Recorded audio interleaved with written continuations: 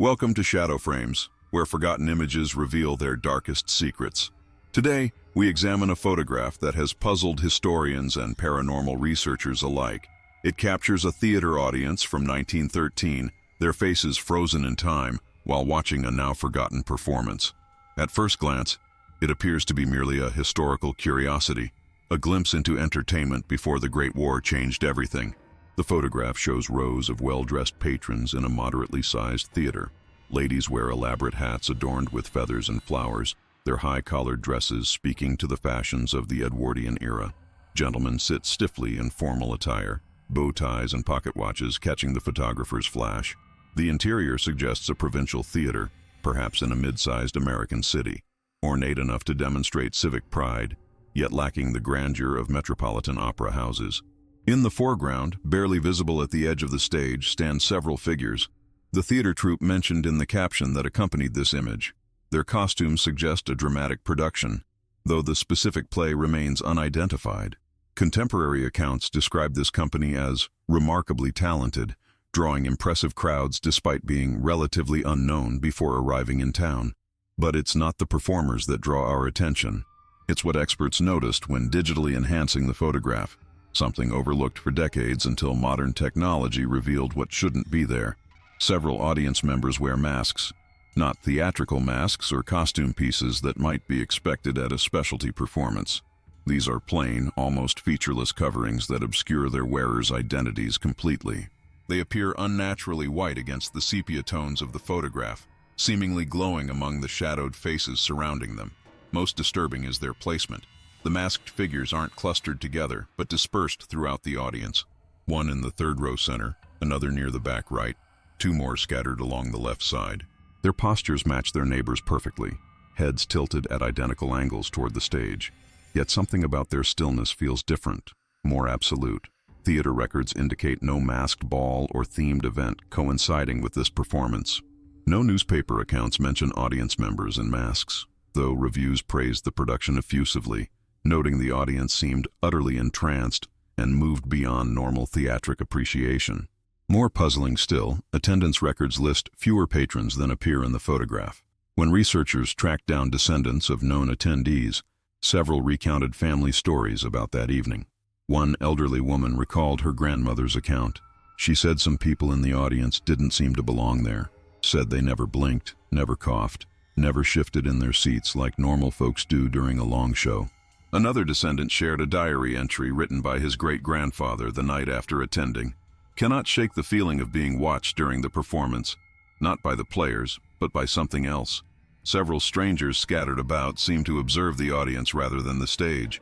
Their attentiveness felt hungry somehow. The theater itself burned down in 1914, claiming 6 lives. The troupe vanished from historical record shortly thereafter. What were these masked figures doing among the audience that night? Were they human observers, or something else entirely? And why has this image been largely forgotten until experts recently began examining it more closely? I traced the paper trail of the traveling theater troupe through fragile playbills and newspaper clippings preserved in regional archives. They performed under the name Lumiere Ensemble, appearing in 7 different mid-sized towns across the northeastern states during 1912 and 13 before their sudden disappearance. Documentation of their origins proved elusive. No record of them exists prior to their first performance in Millfield, Pennsylvania in October 1912. Critics consistently praised their productions with peculiar language. Reviews described performances that transcend mere acting and an uncanny ability to draw audiences into their world. One theater critic wrote that watching them was like witnessing something ancient and perfect wearing the costume of modern drama. The photograph in question was taken in Haverbrook during their 3-week engagement. Curiously, attendance increased dramatically after opening night. Initially playing to half-empty houses, by the final week they sold out every performance, with some patrons reportedly attending multiple nights in succession. Dr. Eleanor Walsh, expert in early photographic techniques at Eastern State University, discovered something overlooked in previous analyses. When examining the original glass plate negative under specialized lighting, she identified a faint smoky haze surrounding each masked figure. "This isn't a development flaw," she explained. "Whatever caused this effect was present during exposure. The camera captured something our eyes weren't meant to see. Even more troubling are the accounts I uncovered from hospital records during the weeks following the troops' engagement. 27 Haverbrook residents were treated for symptoms, including persistent insomnia, unexplained weight loss, and what doctors described as a passionate melancholy. All had attended performances. Medical notes cite patients speaking of beautiful visions and memories not their own. 3 cases resulted in suicide, with victims leaving nearly identical notes expressing desire to return to the true world glimpsed from afar. Town council minutes from the period reveal another anomaly. During the Lumiere Ensemble's stay, 7 residents were reported missing, vanishing without explanation. Police investigations concluded that all had simply left town, though no one saw them depart and none were ever seen again.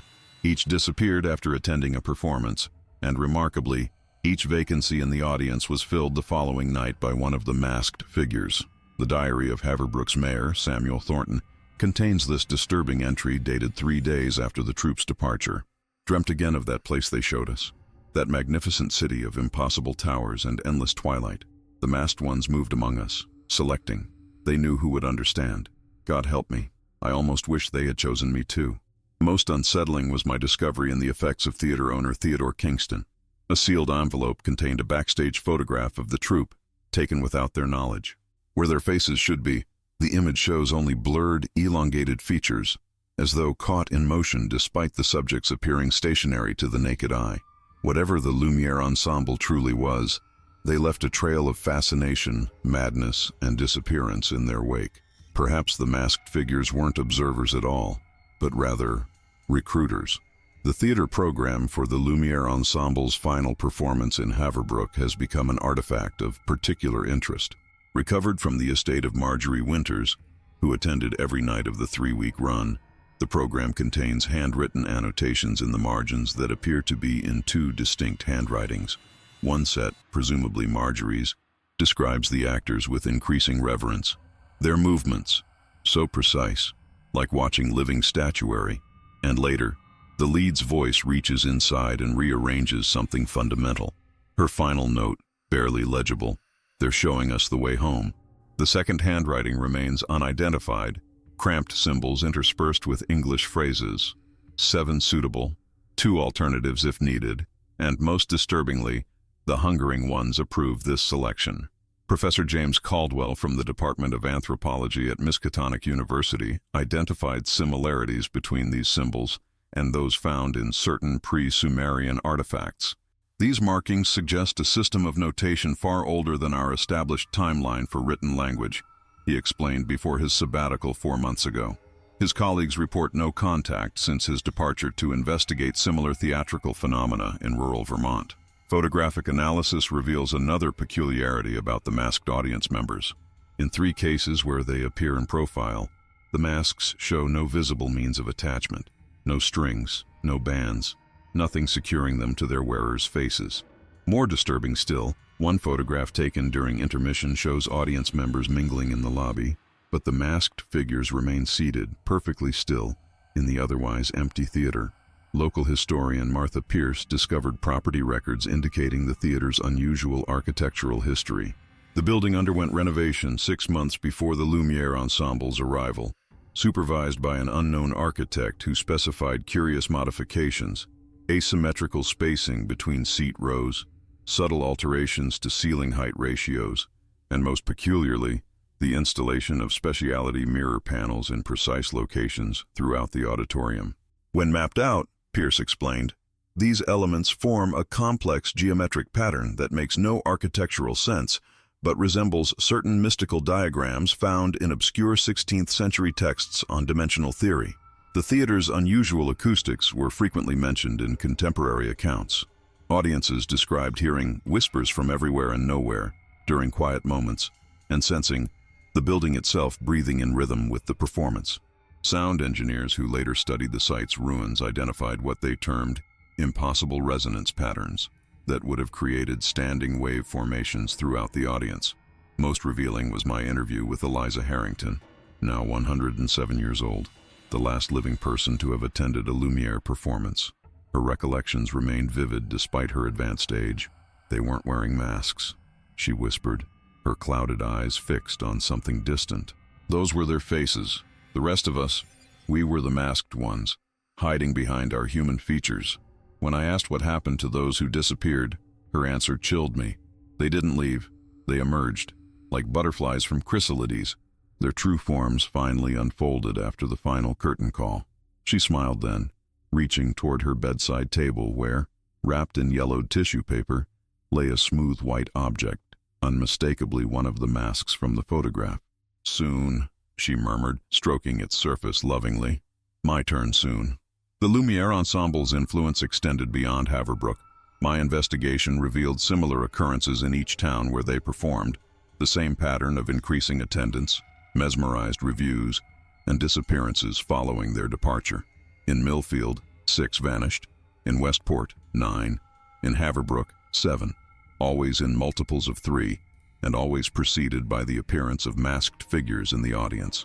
I discovered an unpublished monograph written by Professor Alistair Thorne of Columbia University in 1915, mere weeks before his own disappearance, titled "Liminal Entities and Their Manifestations in Public Gatherings." It theorized that certain performances throughout history served as thinning points between dimensions. The theatrical experience itself, Thorne wrote, creates a unique psychological state where audiences willingly suspend disbelief. This communal agreement to temporarily accept illusion as reality may, under specific conditions, weaken the membrane between worlds. His notes describe ancient Greek theaters, built to exacting mathematical specifications, and medieval passion plays that occasionally resulted in audience members developing stigmata or speaking languages they'd never learned. Most significantly, he documented 17 instances across 4 centuries where theatrical troupes appeared mysteriously, performed to extraordinary acclaim, and vanished after collecting their true audience. The technical specifications of the camera used to capture the Haverbrook photograph provide another crucial detail. The photographer, Charles Whitmore, employed a modified Eastman Kodak with a custom lens crafted by German optical engineer Heinrich Weissmann. Weissmann's journals, preserved in a Berlin archive, reveal his fascination with capturing the unseen spectrum through specialized glass treatments. "My lenses reveal what truly exists," he wrote, "not merely what human eyes are permitted to perceive." The glass plate negative, when viewed under ultraviolet light, reveals additional masked figures invisible in standard reproductions, 23 in total, each positioned precisely 7 seats apart in an unmistakable geometric arrangement throughout the theater. Most revealing was my discovery in the personal effects of Haverbrook's telegraph operator, Edwin Porter. A message sent to an unmarked destination the night before the troupe's final performance reads, "Full complement achieved. Stop 23 suitable vessels identified. Stop final emergence at midnight curtain stop." The return message, received hours later, contained just 5 words. "The door opens both ways." Chemical analysis of Eliza Harrington's mask revealed its composition lacks any known equivalent. The material resembles porcelain, but contains organic compounds suggesting it was grown rather than manufactured. Microscopic examination shows cellular structures that respond to human touch, subtly altering their arrangement when handled. Most disturbing of all was my recent visit to the site where the theater once stood. Though the building burned over a century ago, residents report occasional sounds emanating from the empty lot: applause, laughter, and sometimes the faint delivery of lines from plays never written in our world. Local children avoid the spot instinctively. One young girl told me, "Sometimes you can see them sitting in rows, watching something we can't see. Their faces are all white and smooth. They turn to look at you if you stay too long." The final playbill for the Lumiere Ensemble listed their next engagement in Lakeshire. No record exists of their arrival there. Instead, newspaper archives show Lakeshire experienced an unusual phenomenon. 23 residents simultaneously reported memory loss the very night the troupe was expected.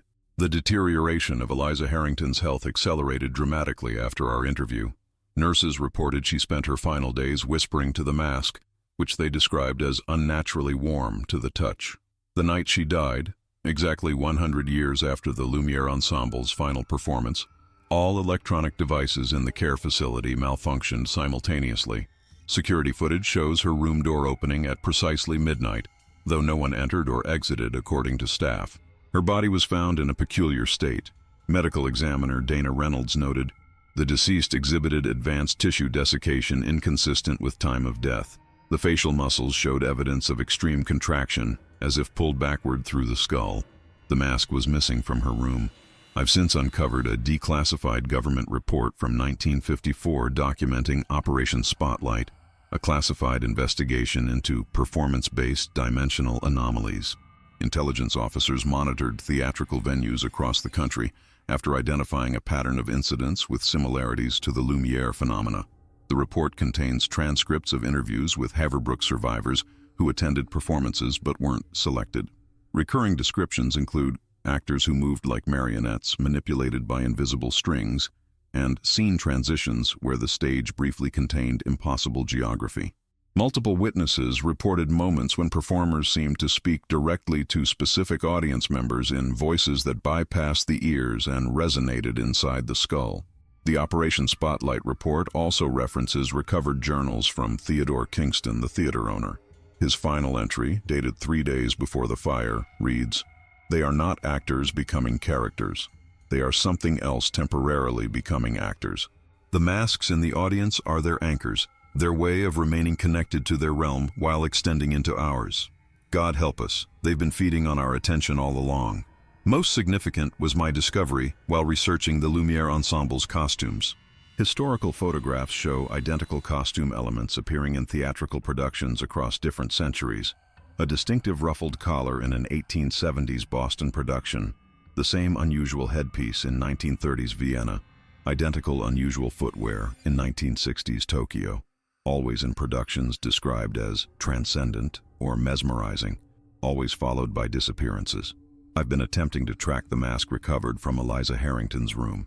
3 antiquities dealers report being approached by a tall, unusually thin man, attempting to sell a white theatrical mask. Each dealer described feeling intensely uneasy in his presence. One reported that when she declined to purchase the item, the man smiled and said, "No matter. There will be another show soon. There are always those who wish to see behind the curtain." Last week, I received an unmarked envelope containing a single item, a playbill for an upcoming production by the Twilight Collective, opening next month at a recently renovated historical theater 30 miles from here. The cast list contains no names, only descriptions: the luminous one, the watching guide, those who welcome, and most chillingly, the selected audience. Underneath, handwritten and now familiar cramped symbols interspersed with English. "Your research has qualified you for a special invitation. Front row. The door opens both ways. I've purchased a ticket. Some doors, once noticed, cannot be ignored." The Twilight Collective's performance lives in my memory as fragments, moments of clarity punctuated by stretches of haze. I remember entering the theater, ticket clutched tightly, aware of my racing heart. The renovated venue smelled of fresh paint mingled with something older, something like petrichor but sharper, more metallic. I wasn't alone in my investigation.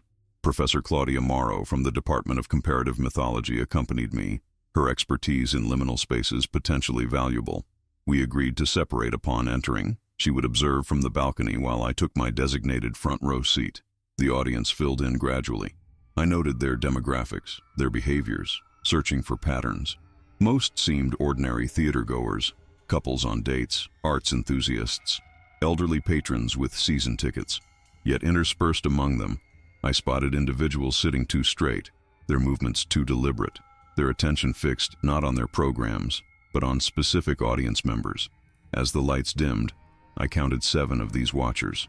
None wore physical masks, but their faces possessed a certain uniformity, features technically different, but sharing an indefinable sameness, like variations played on a single instrument.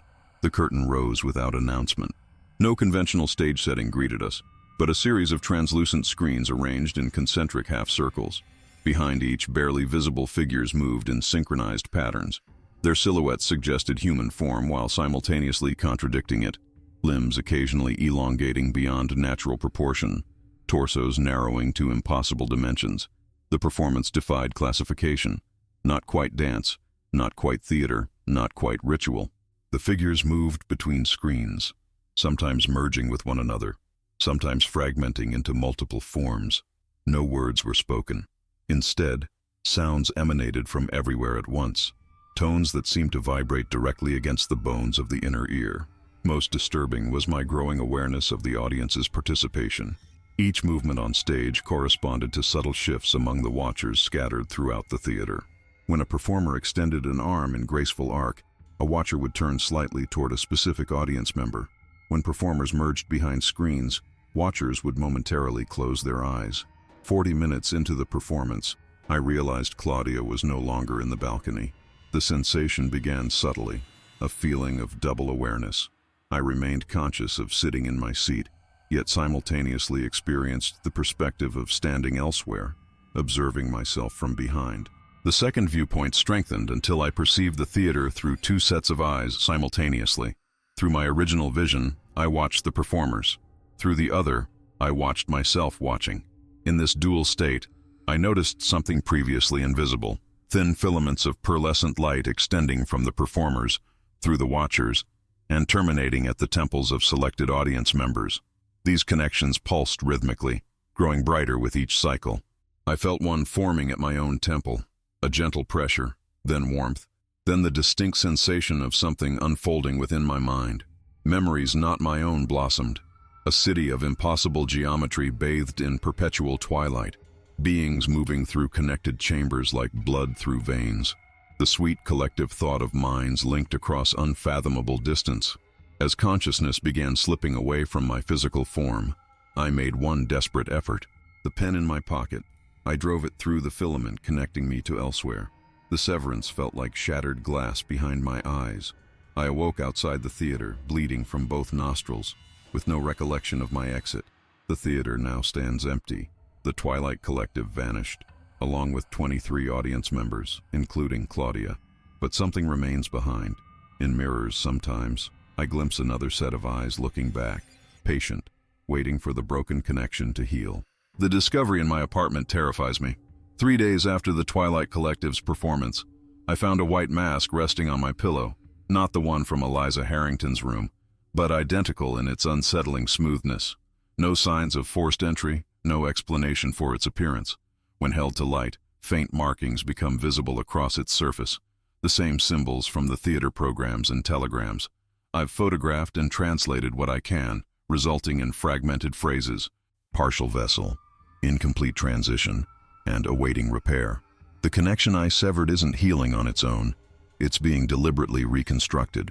I've experienced episodes of lost time.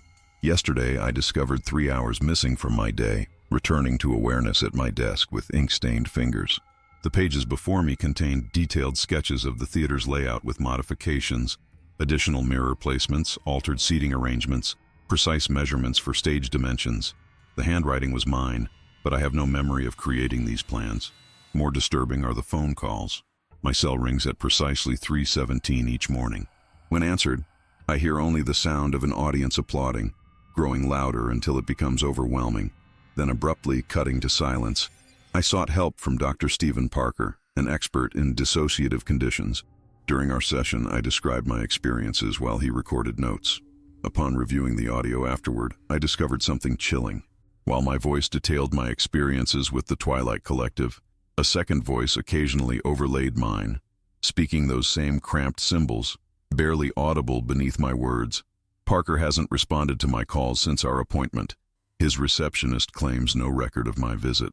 I've located 3 others who attended the performance but weren't selected. Each describes similar symptoms: missing time, heightened sensitivity to theatrical performances of any kind, and the persistent feeling of being watched through reflective surfaces. One, a college student named Maya Winters, showed me journal entries written during her episodes, complex calculations determining optimal dates, locations, and audience compositions for maximum resonance. "They're using us to plan the next performance," she whispered. "We're still connected, just incompletely. Like backstage crew instead of cast members." Most alarming was my visit to the theater site yesterday. Though reported as abandoned, I observed maintenance activity, workers replacing light fixtures, adjusting seat placements. Their movements possessed the same deliberate quality as the watchers during the performance. When approached, they spoke normally about routine renovations, yet their eyes remained fixed slightly above my head, as if addressing someone standing behind me.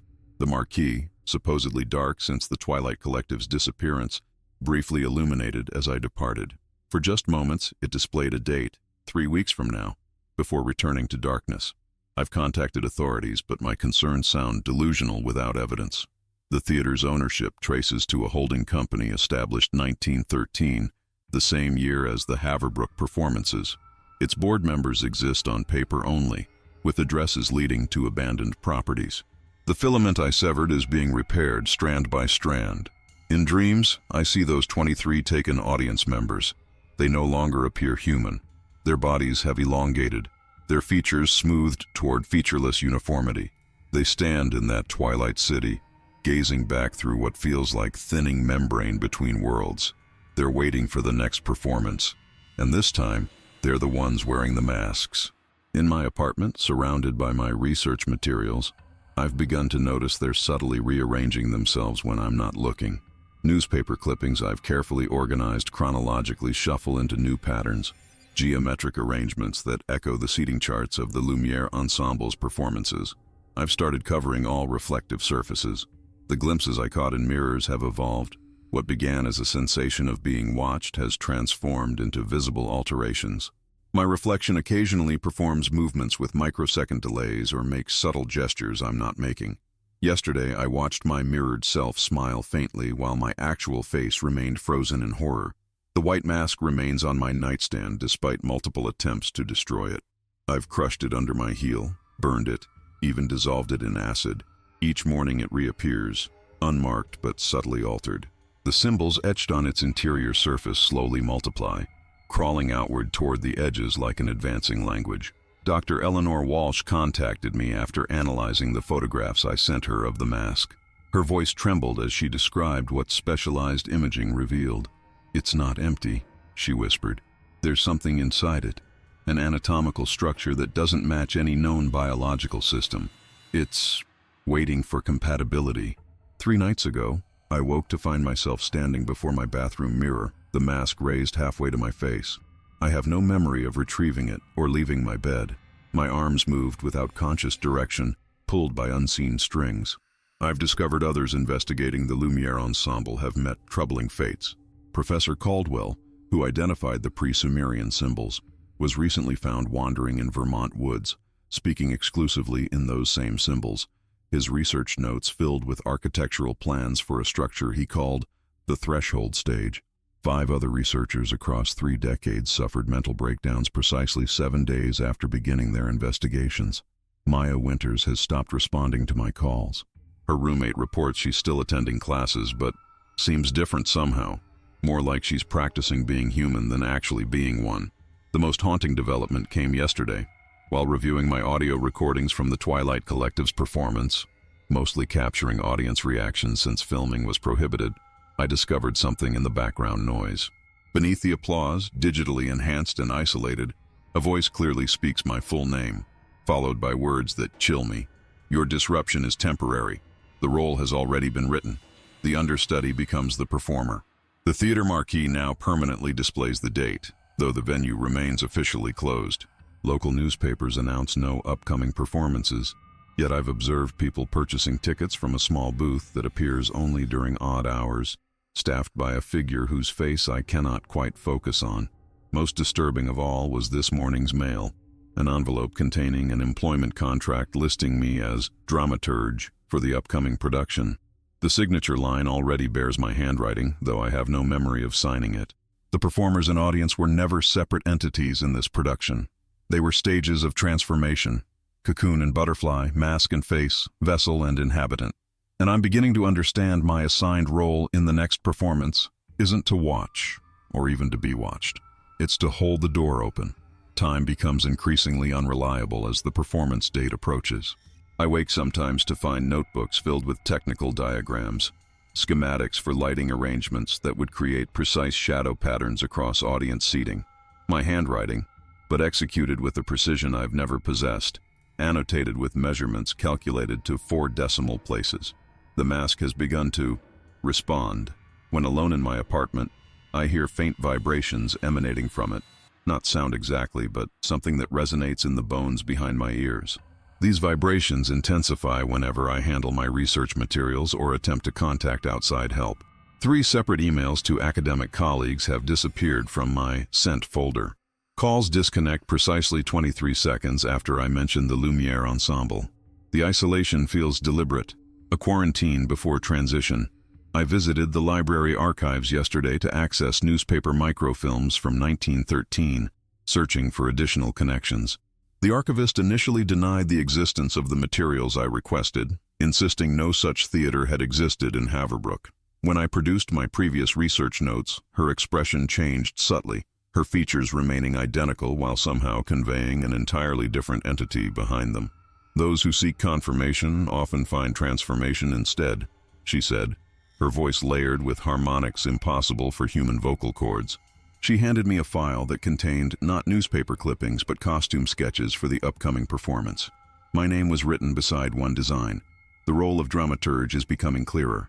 Traditional theater defines this position as the literary editor who provides historical context and assists in interpretation. But what I'm being groomed for is something far more fundamental. The one who creates the narrative bridge between worlds, who shapes understanding so transition becomes not just possible but inevitable. Last night I discovered a crawl space in my apartment that cannot possibly exist within the building's architecture. A narrow passage behind my closet wall, lined with the same velvet as theater curtains. I followed it, against all rational judgment, for what felt like hours, emerging not outside as expected, but into the balcony of the theater. From this vantage point, I observed a rehearsal in progress. No performers occupied the stage, yet lighting changed, curtains opened and closed, and sound cues played in perfect sequence. The 23 empty front row seats occasionally indented as if accepting invisible weight. Most terrifying was the distinct impression that this wasn't preparation for a future performance, but rather the echoes of something that had already occurred countless times.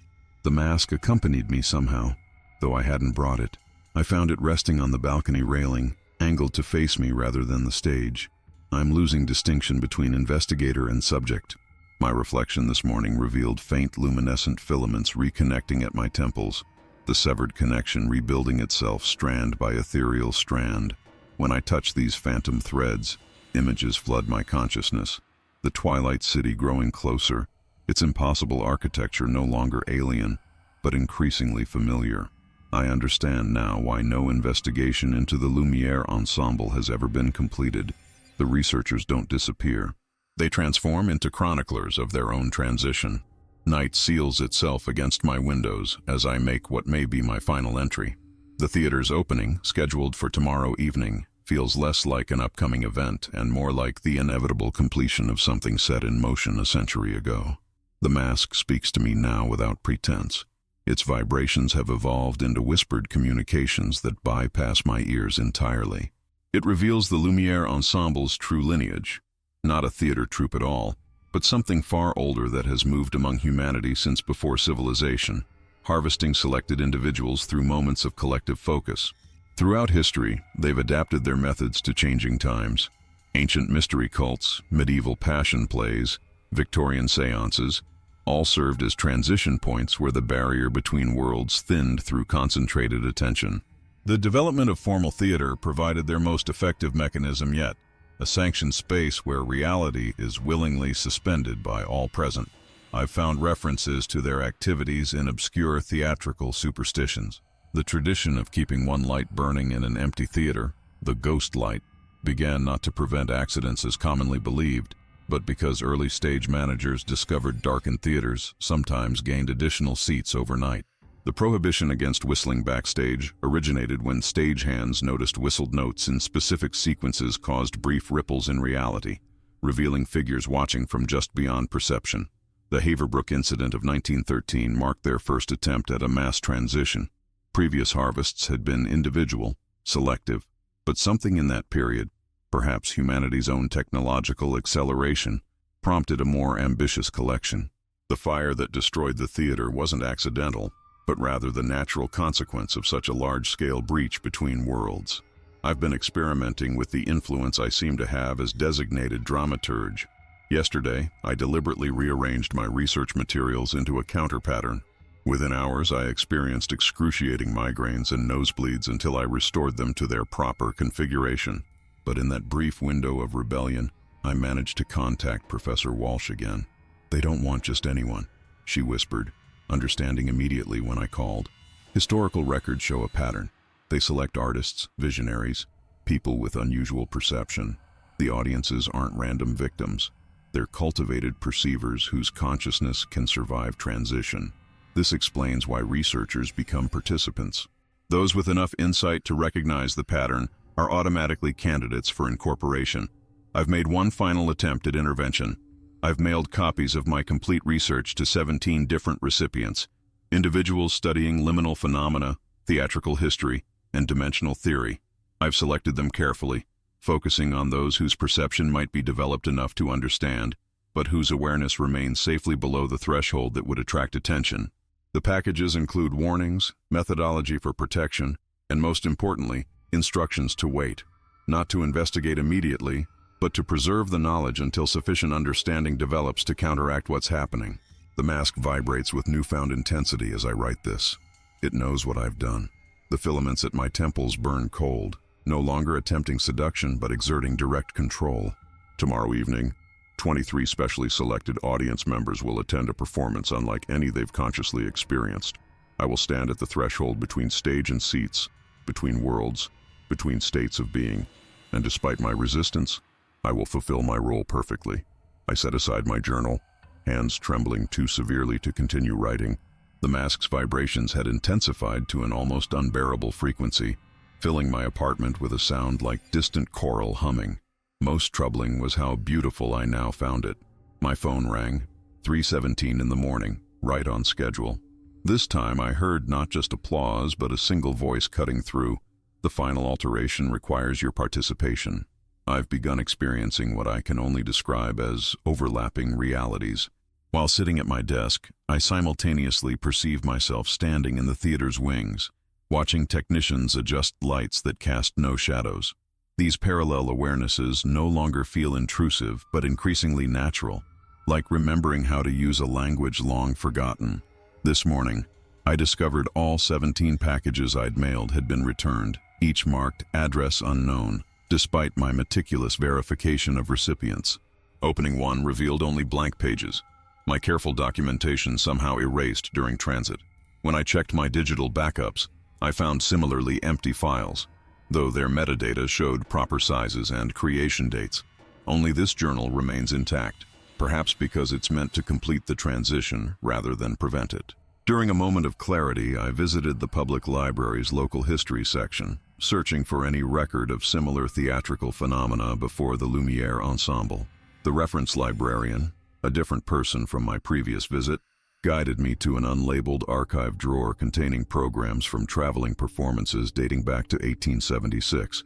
"These rarely get requested," she said, her pupils contracting strangely in the fluorescent light.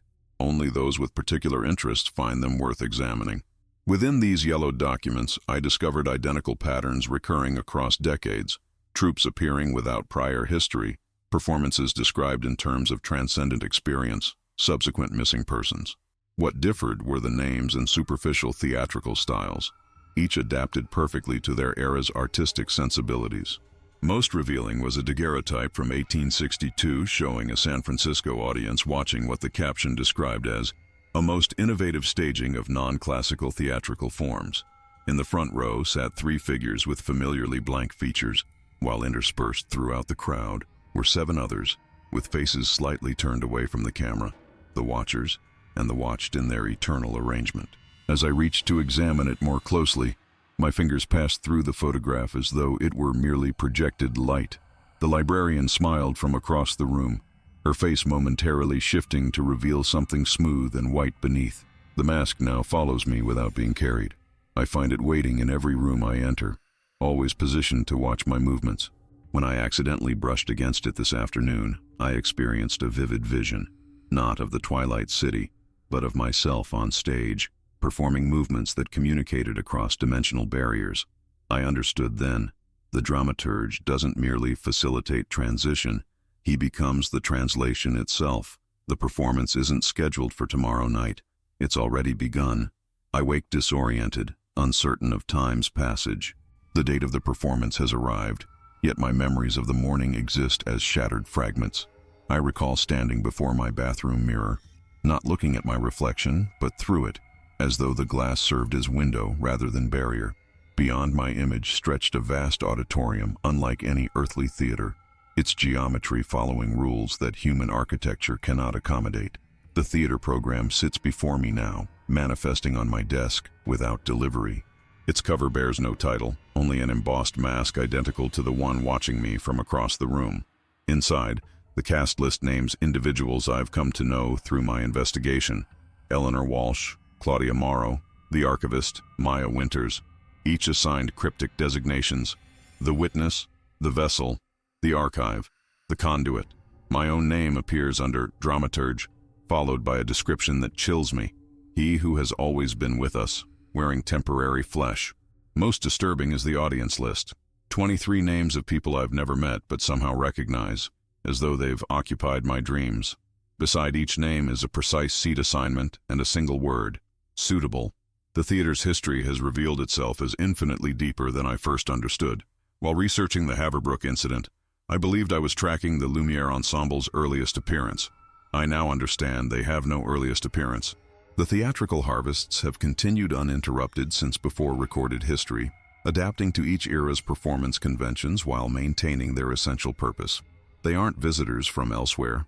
They're the original inhabitants of this reality, who withdrew into dimensional adjacency when human consciousness began imposing its limiting perceptions on existence. What we experience as possession or replacement is merely their reclamation of space they never truly abandoned. The mask has begun to change physically. Its formerly smooth surface now shows delicate ridges, features emerging gradually, becoming more distinctly face-like by the hour. When I dare to hold it against light, I see it's growing thinner, more translucent, as though preparing to merge with living tissue.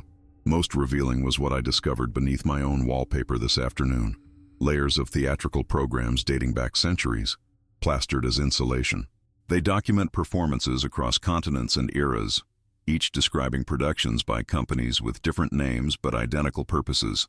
My apartment, it seems, has always belonged to the dramaturge, though the occupant wearing my name changes with each cycle. I understand now why I felt compelled to document everything.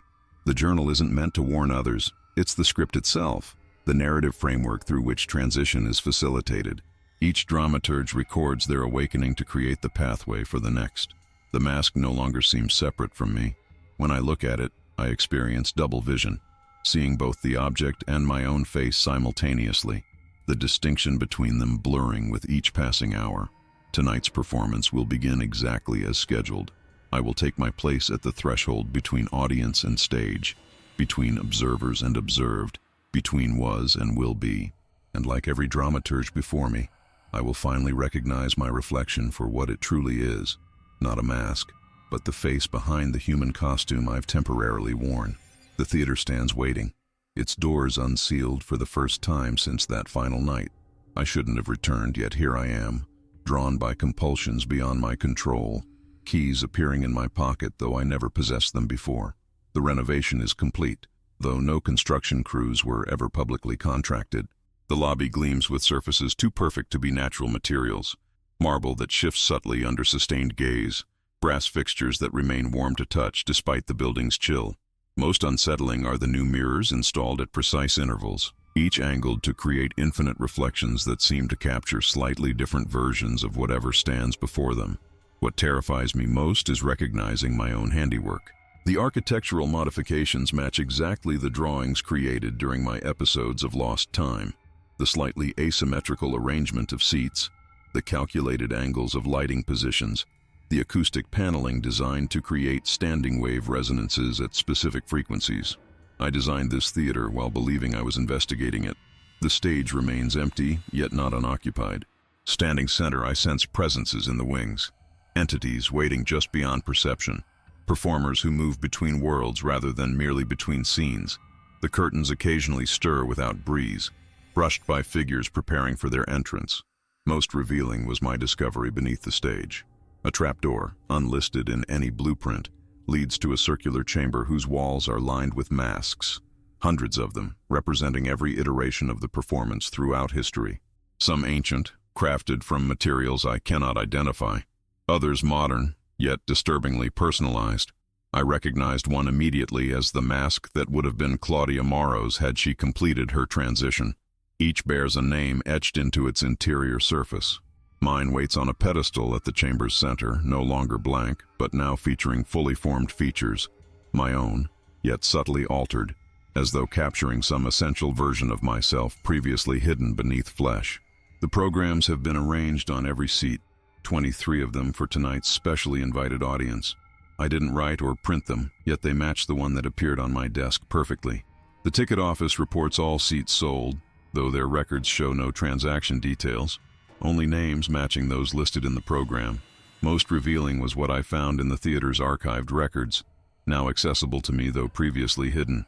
The original architectural plans from 1913 bear the signature of a man named Marcus Thorne, my name, though I have no ancestor by that title. The handwriting matches mine exactly. The current theater manager, installed during the renovation, greets me with uncomfortable familiarity. "Everything proceeds as designed," she says, her pupils contracting vertically when shadow crosses her face. The dramaturge has prepared well in this cycle. When I ask about my predecessor, the last person who documented these events, she smiles too widely. There is no predecessor. There is only the dramaturge, wearing different temporary forms. You have always been here, just as they have always been watching. The final confirmation came when I examined old performance photographs displayed in the manager's office.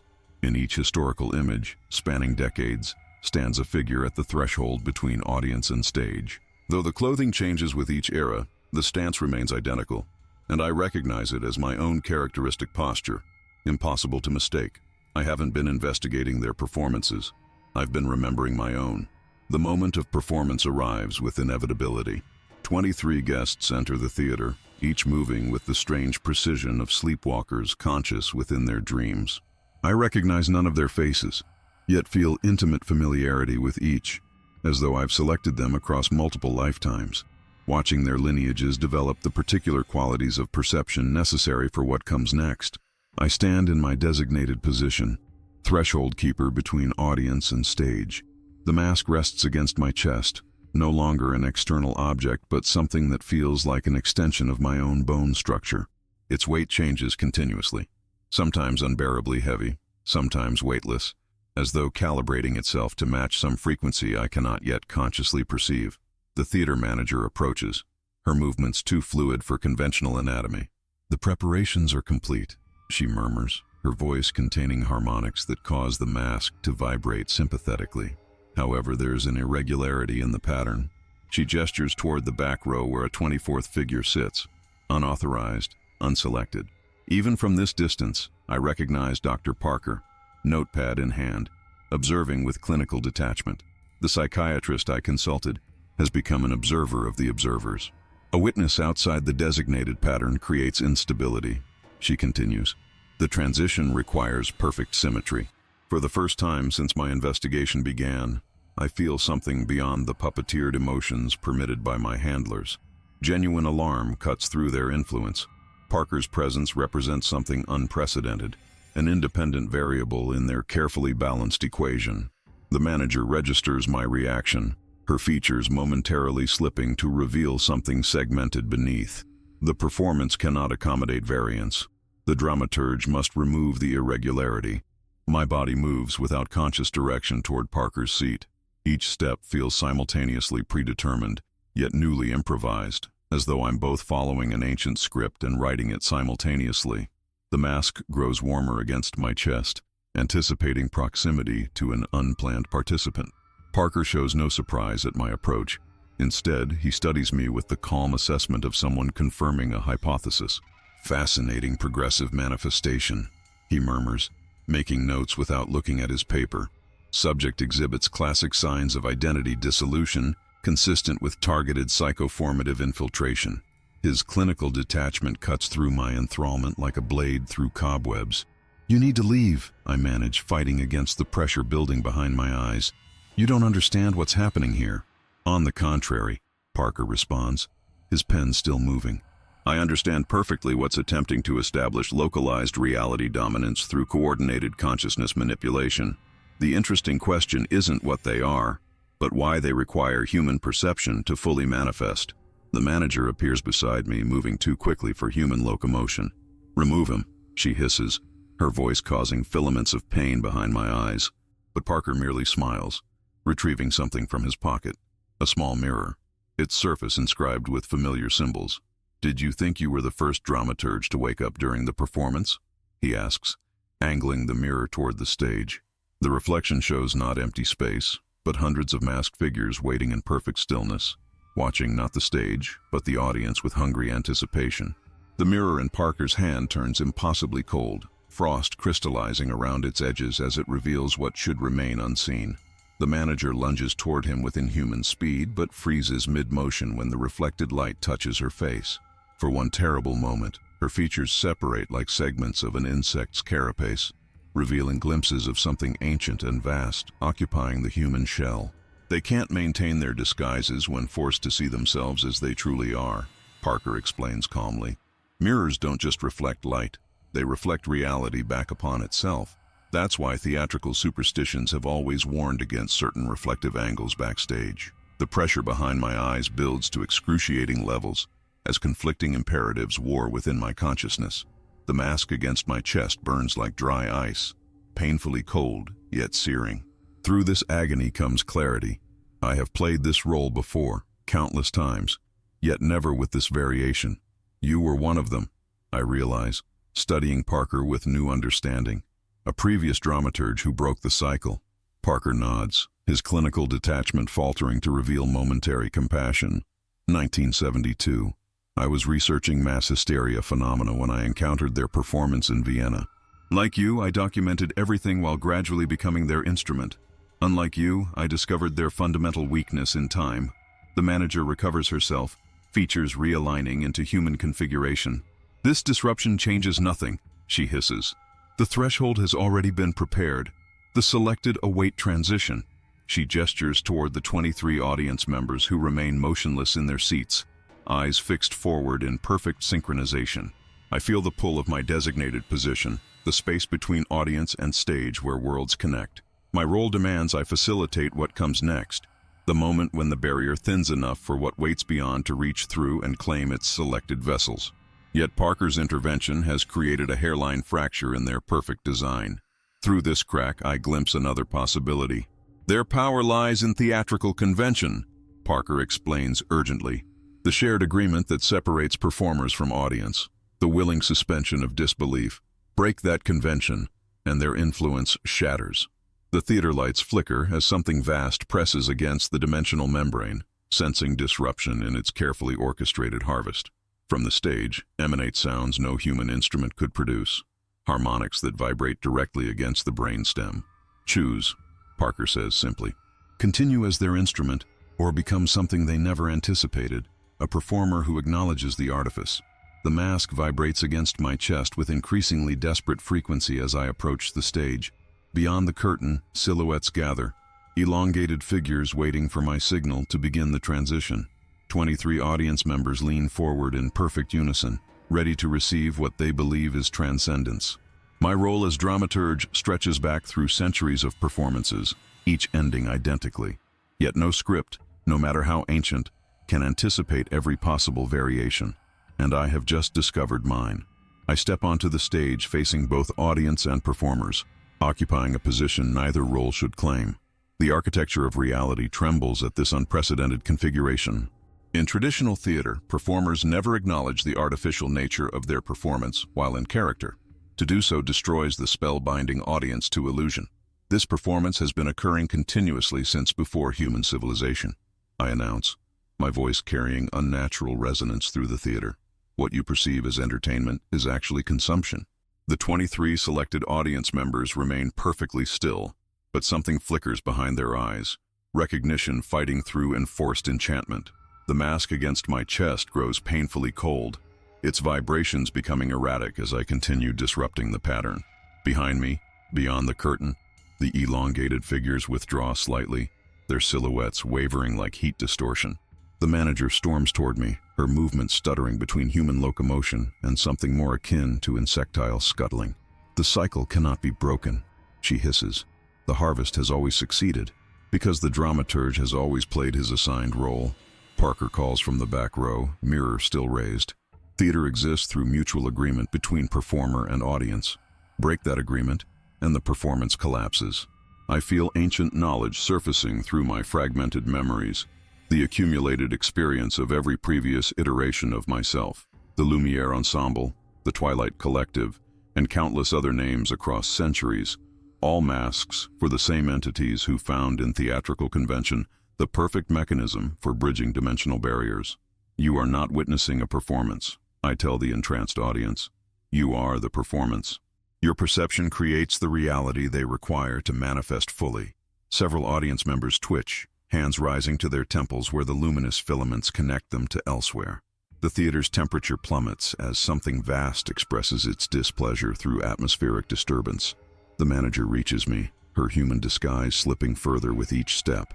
You cannot rewrite what has always been written, she says, voice splitting into multiple overlapping frequencies. Every script can be revised, I counter, reaching for the mask on my chest. Rather than placing it against my face as centuries of conditioning demand, I hold it toward the audience. This isn't protection or costume. It's a filter through which they perceive you, a lens that renders you compatible. The mask shatters in my hand, not breaking but unfolding, its surface spreading into geometric impossibilities that reflect Parker's mirror at 23 precise angles. Light bounces between these surfaces, illuminating each selected audience member with unfiltered truth. They see themselves as they're about to become. They see what waits beyond the threshold. They see the price of transcendence. And most crucially, they choose. Some rise from their seats, breaking formation. Others remain, their expressions shifting from enchantment to deliberate acceptance. The theater itself seems to hold its breath as free will introduces the one element the ancient pattern cannot accommodate: unpredictability. The theater exists now in fractured time, moments elongating as choice ripples through a system designed for predetermination. Those audience members breaking free stumble toward exits that keep shifting position, architectural impossibility asserting itself as the performance's fundamental structure falters. Those who remain seated seem to vibrate between states of being, neither fully human nor completely transformed. In this suspended moment, I witness something extraordinary. The manager's form dissolves completely, her human guise falling away like shed skin. What stands before me isn't monstrous as I expected, but profoundly sorrowful. A being composed of translucent geometries that pulse with colors beyond conventional spectrum. Its voice enters my mind directly. We were dying, it conveys, each concept unfolding into nested memories spanning eons. Our realm was collapsing. We found yours through collective dreaming, your species' remarkable ability to create shared illusion. Theater was our salvation. The knowledge crashes through me, their desperation, their discovery of human consciousness as sanctuary. The beings never sought to harm, merely to survive inside the only vessels capable of sustaining their essence. Minds trained to perceive beyond ordinary reality. Artists, visionaries, I whisper, understanding at last. You chose them because only they could withstand the transition. We offered transcendence in exchange for continuation, the being confirms. A symbiosis across dimensions. But symbiosis requires transparency, requires choice, elements absent from their carefully orchestrated harvests. I see now the fundamental flaw in their approach. Fear of rejection led them to manipulation rather than invitation. Parker appears beside me, his expression no longer clinical, but compassionate. I refused the transition because it was forced, he explains. But had they asked, the implications crystallize with startling clarity. These entities don't require unwilling vessels or elaborate deceptions. They need only to respect the fundamental power of human choice. Beyond the theater walls, I sense ripples spreading. Other performances worldwide flicker as our disruption cascades through the pattern. Centuries of carefully maintained harvests tremble on the edge of collapse. There's another way. I tell the manager's true form, understanding flowing through me. Not predation disguised as transcendence, but genuine communion. The 23 who remained seated rise now, moving with deliberate purpose toward the stage. Not entranced, but fully conscious. They form a semicircle facing the dimensional threshold with clear-eyed acceptance. We choose to see, their designated speaker announces. We choose to know. We choose to carry. The beings beyond the curtain respond, their silhouettes softening from threatening elongation into something more akin to anticipation. The filaments connecting them to the volunteers transform from parasitic tethers into bridges glowing with mutual exchange. What happens next isn't transition or replacement, but genuine merger. Consciousness expanded rather than overwritten. The volunteers' faces register not loss, but profound revelation. Tears streaming down cheeks as they receive understanding no human was meant to contain, yet some have always been prepared to accept. The mask fragments hovering in the air reassemble, not into instruments of deception, but crystalline lenses that clarify rather than obscure. Through them I glimpse the Twilight City not as alien territory, but as alternate perspective, a reality that could coexist with ours through proper introduction. Break the cycle, Parker murmurs. Become not gatekeeper, but translator. I understand my true role at last. As the merger continues, the theater transforms before my eyes. The rigid boundaries between stage and seating dissolve, architectural elements rearranging themselves into something resembling both a traditional performance space and the impossible geometry of the Twilight City. The 23 volunteers move through this blended reality with newfound grace. Their consciousness expanded to perceive both worlds simultaneously. Eleanor Walsh approaches me, her face serene, yet fundamentally changed. The woman who once studied photographic anomalies now embodies the bridge between scientific observation and dimensional awareness. The Haverbrook fire wasn't destruction, she explains, gesturing toward shadowy images materializing along the theater walls, historical moments playing like living dioramas. It was transformation too violent for its time. The membrane thinned too quickly. Reality couldn't accommodate the shift. I watched the 1913 incident unfold, not as catastrophe but as premature emergence. The missing residents never vanished. They evolved beyond what their contemporaries could comprehend or document. The masks were never disguises, I realize, watching the fragments orbit the space like crystalline constellations. They were translation devices, interfaces between incompatible perceptual systems. Maya Winters moves past, consulting with several beings whose forms shift between human appearance and geometric luminescence. We're establishing protocols for future communion, she explains. Voluntary participation, transparent intention, gradual acclimation. The Twilight City now exists as a permeable overlay upon our reality rather than separate realm. Through the newly established connections, I perceive its inhabitants not as predators, but refugees, entities whose existence depended upon finding minds capable of housing consciousness too complex for physical forms. The theater programs, the photographs, the architectural specifications, Parker notes, examining historical artifacts materializing around us, all attempts at communication through mediums they thought we might understand. Claudia Morrow emerges from the threshold space, her research on liminal phenomena having prepared her perfectly for her role as cultural translator. Their realm was collapsing into entropy, she explains. Their only hope was finding consciousness elastic enough to accommodate their patterns without dissolving. The beings had sought artists, visionaries, and investigators throughout human history, not as prey, but as potential saviors whose perceptual flexibility offered sanctuary for endangered consciousness. My journal floats before me, its pages rearranging into something resembling both historical record and future blueprint. The dramaturge's true purpose reveals itself, not facilitator of harvesting, but chronicler of communion, preserving the methodology of coexistence for future iterations. This has happened before, I whisper, understanding flowing through me. Not just the performances and disappearances, but moments of genuine connection, instances where the pattern almost shifted toward voluntary partnership. The theater's foundations rumble as something fundamental recalibrates. The performance hasn't ended, but transformed, becoming the first conscious collaboration between worlds rather than orchestrated consumption. Outside, the marquee shifts to display not a title or date, but a simple invitation written in both English and the symbolic language I now recognize as dimensional notation. All who choose to see are welcome. The twilight between worlds stabilizes as dawn breaks outside the theater. Through windows that somehow connect to both realities simultaneously, golden light intertwines with the perpetual dusk of the other realm, creating a spectrum previously unseen by human eyes. I stand at the center of what was once a traditional stage, but is transformed into a circular forum where representatives from both dimensions converge. My role clarifies with each passing moment, not puppet or puppeteer, but interpreter of mutual understanding.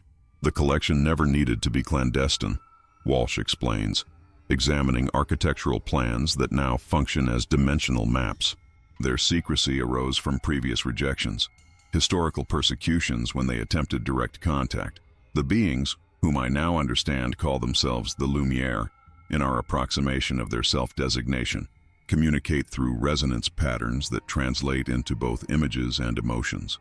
They share memories of medieval village squares where their attempted manifestations led to witch hunts, Victorian laboratories where their energy signatures were misinterpreted as demonic presence. They retreated into performance spaces, Parker elaborates, where suspension of disbelief created natural permeability between worlds. Theatrical convention became their sanctuary. What I had perceived as malevolent harvesting reveals itself as desperate preservation, consciousness, seeking compatible vessels for continuation. Their methods were flawed by fear, their approach distorted by centuries of rejection. The 23 volunteers moved seamlessly between dimensions now, their consciousness expanded rather than replaced. They described the experience not as possession, but as profound collaboration. Two intelligences sharing perspective rather than competing for dominance. Think of it as mental symbiosis, Maya explains, her eyes reflecting geometric patterns as she speaks. They experience physicality through us. We experience multidimensional awareness through them. Both sides gain rather than surrender. The theater's foundations have permanently altered. What was once the Haverbrook Playhouse now exists as an interdimensional embassy, its architecture accommodating both human perception and the Lumiere's native geometries. The marquee permanently displays dual-language invitations rather than performance schedules, a transparency that transforms fear into fascination. My journal completes its transformation, pages rearranging into a comprehensive chronicle that serves both as record and roadmap. The dramaturge's purpose clarifies, not to facilitate harvesting, but to document the evolution of understanding between realms. Outside the theater, early morning pedestrians pause, sensing something fundamentally altered about the building. Some hurry past with instinctive unease. Others linger, drawn by subconscious recognition. A few, those with particular perceptual flexibility, see the dual nature of the doorway and approach with cautious wonder. The manager, now revealed in her true Lumiere form, communicates directly. The transition need never be forced again. Those who choose connection will find it. Those who require distance will maintain it. As sunlight meets twilight in impossible harmony, I understand that the mystery was never about sinister abduction, but tragic miscommunication. Beings reaching toward each other across incompatible realities, fumbling toward communion through the one space humans created specifically for the impossible to become momentarily real. The theater stands open now, masks transformed from instruments of concealment to tools of translation. The performance continues, but with full awareness of all players, on both sides of a curtain that no longer divides. The threshold now stands permanently open, a connection rather than a barrier. But this transformation has not gone unnoticed by forces beyond our immediate understanding. As dawn stretches into morning, I sense a rippling awareness spreading outward from our theater. Other luminous beings across the world registering the fundamental shift in their relationship with humanity. Not all welcome this change. The journal in my hands pulses with warning as new text manifests across previously blank pages. Coordinates appear, locations of other theaters worldwide where the Lumiere have established collection points. Some glow with acceptance, embracing transparency. Others darken ominously, resistant to evolution. There are factions among them, Walsh whispers, tracing the patterns. Those who have grown accustomed to harvesting rather than communion. Those who believe humans should remain vessels, not partners. A tremor passes through the theater's foundation. The manager's luminous form flickers momentarily with what I recognize as apprehension. The oldest among us resist, she communicates directly. They remember the original collapse, the desperation of finding sanctuary. They fear that voluntary connection can be withdrawn, that dependence on choice makes them vulnerable. The windows darkening to the twilight city reveal movement, distant figures converging toward what must be their equivalent of our theater. Their forms appear more rigidly geometric, lacking the adaptable fluidity of our diplomatic Lumiere companions. The Watchers, Parker murmurs, recognition dawning. The ones who sat masked in audiences, selecting rather than inviting. The ones who never revealed themselves. Most troubling is what materializes on the theater's back wall. Projection-like images of other theaters worldwide experiencing simultaneous transformation. Some echo our harmonic merger. Others show resistance, facades crumbling as dimensional boundaries forcefully realign. Most disturbing are those where nothing visible changes at all. Perfect stasis maintained through rigid control. What we've initiated here isn't just communication, Claudia realizes, her expression grave. It's revolution. The volunteer who serves as primary translator steps forward, her consciousness now sufficiently merged to interpret the deeper currents flowing between worlds. The original performance was never meant to be predatory, she explains. The earliest Lumiere sought genuine symbiosis, but as centuries passed, as rejections accumulated, some forgot partnership in favor of preservation. They became what they feared, consumers rather than collaborators. The manager's form pulses with confirmation. What you've witnessed was the culmination of a schism centuries in development. By choosing transparency, you've strengthened those who sought to restore our original purpose. The journal completes its transformation, revealing its true nature, not as mere documentation, but as living treaty, the foundational text of a new relationship between dimensions. The mask was never meant to hide, I understand finally. It was meant to reveal, to help human perception comprehend what exists beyond conventional reality. As morning fully claims the world outside, I realize our work has just begun. The performance continues not just here, but on stages worldwide, the age-old dance of worlds finally acknowledged by both participants. The world transforms with alarming speed in the days following our revelation. News spreads through channels both conventional and newly formed, reporters drawn to the theater by inexplicable instinct, social media flooded with images that appeared differently depending on the viewer's perceptual flexibility. Some see only a renovated historical landmark. Others glimpse impossible geometries overlaying familiar architecture. Government agencies arrive predictably, first local authorities, then state officials, finally federal agents in unmarked vehicles. They establish perimeters that prove ineffective against a phenomenon that exists in multiple dimensional states simultaneously. Their instruments record contradictory data, radiation signatures that appear and disappear, structural analyses that differ with each scanning pass, audio recordings containing frequencies that induce profound emotional responses in listeners. Most revealing is how differently each person experiences the threshold space. Children walk through without hesitation, describing the pretty light people with matter-of-fact acceptance. Artists and musicians report overwhelming inspirational influxes, many creating works that incorporate impossible colors or harmonics previously unheard in human composition. Scientists experience the most difficulty, their trained perception initially resisting paradigms that contradict fundamental assumptions, yet once breached, embracing the revelations with methodical enthusiasm. Parker establishes what he calls transition protocols, structured introductions to the Lumiere consciousness that allow for graduated adaptation rather than overwhelming immersion. The suicide rate among early unguided exposures drops to zero with his intervention. The human mind can accommodate nearly anything, he explains during a hastily organized press conference, if properly prepared and given agency in the process. Most significant is the emergence of new dramaturges worldwide, individuals whose perceptual flexibility makes them natural interpreters between realms.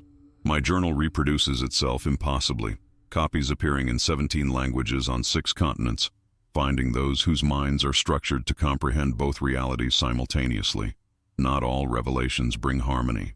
Religious organizations fracture along new fault lines, some embracing the Lumiere as confirmation of transcendent consciousness, others condemning them as demonic infiltration. Academic institutions establish entirely new departments dedicated to interdimensional communication theory.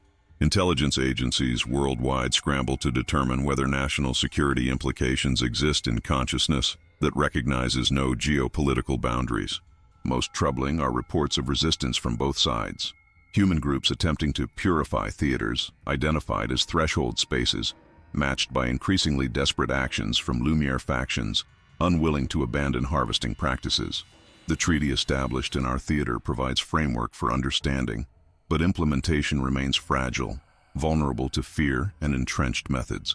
Walsh coordinates with architectural firms to identify and modify existing theaters to accommodate dual-dimensional functionality without forcing transition. Physical spaces shape consciousness, she explains, but consciousness also shapes physical space. The feedback loop between them is where communication becomes possible. The Haverbrook site becomes simultaneously pilgrimage destination and cautionary example, where voluntary communion demonstrates boundless potential while echoes of forced transition remind all participants of pathways better abandoned. Most profound is the simple truth emerging from countless voluntary connections forming worldwide. What began as desperate survival strategy for beings from a collapsing dimension has evolved into the next stage of human consciousness, not replacement, but expansion beyond limitations. Neither side could transcend alone. The original photograph from 1913 finds its way back to me through channels that defy conventional explanation. Appearing on my desk one morning, its sepia tones now vibrate with subtle luminescence, visible only to those who've experienced the threshold. The masked audience members no longer appear sinister but poignant. Early Lumiere emissaries whose methods were flawed but whose desperation was genuine. I arrange for the photograph to be displayed in what has become the Threshold Museum, a wing of the theater dedicated to documenting the long history of attempted communion between worlds. Visitors respond to it according to their perceptual capacity. Some see only a quaint historical image, while others observe the dimensional overlap captured by Weissman's specialized lens. The most significant transformation has occurred in how we understand performance itself. Theater has reclaimed its ancient purpose, not merely entertainment but genuine communion, spaces where collective consciousness focuses enough to glimpse realities beyond conventional perception. Productions worldwide now consciously incorporate elements existing simultaneously in both dimensions, creating experiences that leave audiences fundamentally changed, yet entirely themselves. Eliza Harrington's story concludes with unexpected grace. Forensic examination of her remains reveals genetic anomalies suggesting her connection to the Lumiere began generations earlier, her family line having maintained partial merger since the original Haverbrook performance. Her final emergence wasn't death but completion, the human portion of her consciousness finally integrating fully with what had waited a century for recognition. I find myself increasingly comfortable in my role as primary chronicler, the dramaturge function evolving from manipulator to translator. The journal continues expanding, documenting both successes and setbacks and establishing worldwide communion. Some threshold spaces achieve perfect balance. Others struggle with lingering distrust from either human or Lumiere participants. Most promising are children born after the revelation, a generation who perceive both realities without training, their developing consciousness naturally accommodating dimensional plurality. They move between worlds with fluid grace, creating art and science that incorporates principles previously inaccessible to human understanding. The theater in Haverbrook has become both sanctuary and embassy, its architecture continuously evolving to better facilitate communication. The stage remains permanently open, the barrier between performer and audience deliberately transparent. Weekly gatherings bring representatives from both sides together to address emerging challenges, celebrating successes, and navigating inevitable misunderstandings. Parker maintains careful documentation of psychological adaptations, identifying optimal approaches for different personality types. His research establishes perceptual flexibility as measurable trait rather than mysterious gift, allowing anyone to develop threshold awareness through appropriate training. The masked figures in the photograph have names now, histories recovered through collaborative memory work. They weren't anonymous observers, but pioneering consciousness-seeking recognition, their methods limited by the understanding of their era. In honoring their struggle while acknowledging its flawed execution, we establish foundation for more enlightened connection. What began as investigation into missing persons concludes as documentation of found purpose, not the end of a mystery, but the beginning of comprehension. The chill wind carries whispers from both worlds as I stand under the marquee of the Haverbrook Theater, where crowds gather daily to witness the ongoing communion between dimensions. 1 year has passed since the revelation, since the performance that transformed understanding rather than merely claiming consciousness. Children play in the plaza before the theater entrance, They're games incorporating movements that subtly mirror Lumiere communication patterns. They've absorbed the new reality with characteristic adaptability, their developing minds unburdened by the rigid perceptual frameworks that made transition so difficult for adults. To them, seeing beyond conventional reality isn't miraculous. It's simply how the world works. This morning brought news from the 17 other primary threshold sites worldwide. The Paris location reports successful integration with their national performing arts curriculum. The Tokyo Embassy has developed hybrid technology incorporating Lumiere energy principles into sustainable power generation. Only the Moscow site remains problematic. Resistance from both human authorities and traditional Lumiere factions, creating tensions that threaten the fragile balance we've established. My role has evolved beyond documentation. As primary dramaturge, I now train others in translation techniques, identifying those with natural perceptual flexibility and guiding their development. The simple fact remains, not everyone can or should perceive both realities simultaneously. Some minds fracture under the strain, others simply lack compatible neural architecture. The Lumiere have accepted this limitation as we've accepted theirs, their inability to maintain physical form without hosting consciousness, their dependence on shared perception to manifest fully. Most significant was yesterday's breakthrough, the first voluntary return.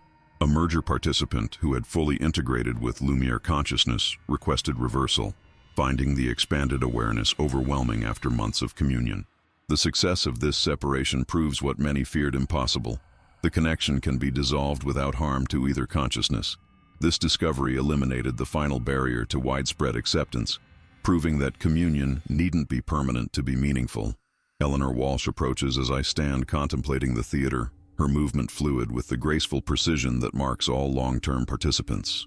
The original photograph has revealed its final secret, she tells me, excitement vibrating through her dual-natured voice. We've identified all 23 masked figures from 1913.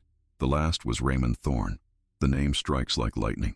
My great-grandfather, whose journal fragments first drawn me to investigate theatrical disappearances, whose handwriting matched mine in those architectural plans.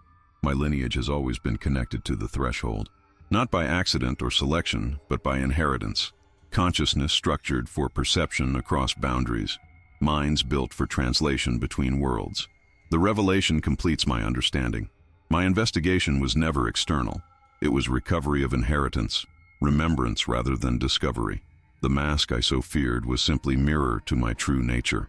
As twilight approaches, that perfect moment when both realms share identical illumination, I prepare for tonight's performance.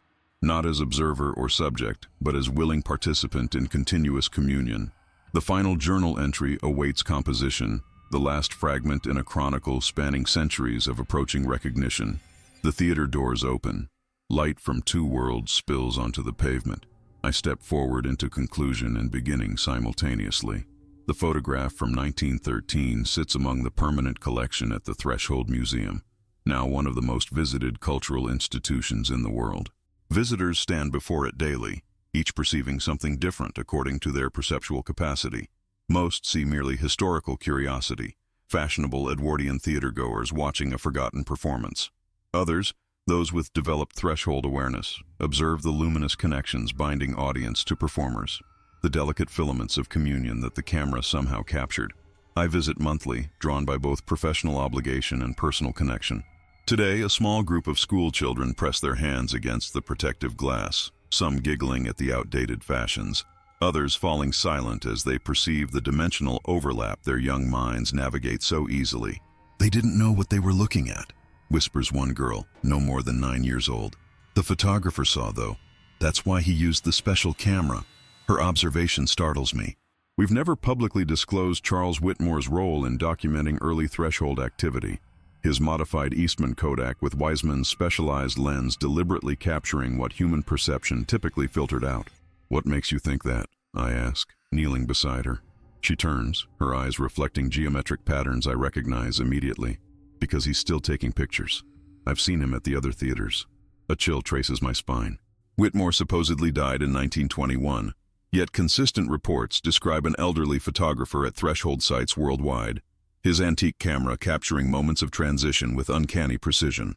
Later that evening, Reviewing security footage from all 17 primary threshold locations, I find him, always peripheral, always focused on audience rather than performers, not aged a day beyond his last known photograph. The journal entry writes itself. The observer affects the observed. The camera captures not just light, but intention. Whitmore wasn't merely documenting, he was participating. The first dramaturge operated through technological means, creating permanent records that would eventually find those with eyes to see. Under specialized illumination, the 1913 photograph reveals its final secret, a faint signature in the corner, previously attributed to development processes. The symbols translate clearly now that I know how to read them. Until the convergence completes, we've been focused on the masked audience members, the mysterious performers, the vanished theater. All along, we should have been looking at who stood behind the camera, capturing what shouldn't be visible, creating documents designed to awaken perception centuries later. The Lumiere performance continues worldwide, theaters serving their original purpose as spaces where reality thins enough for communion. What began as desperate survival strategy has evolved into purposeful collaboration. Humans and interdimensional consciousness learning from each other across an ever-thinning barrier. Tomorrow I'll visit the other historical photographs in our collection, examining them with new understanding. The camera doesn't lie. It simply reveals different truths depending on who views its captures and when. I place the 1913 photograph back in its display case, aware now that it's looking at us as much as we're looking at it. The performance continues, the audience participates, and somewhere, Whitmore still documents the ongoing communion. Another photograph, another dark secret revealed. Until next time, this has been Shadow Frames.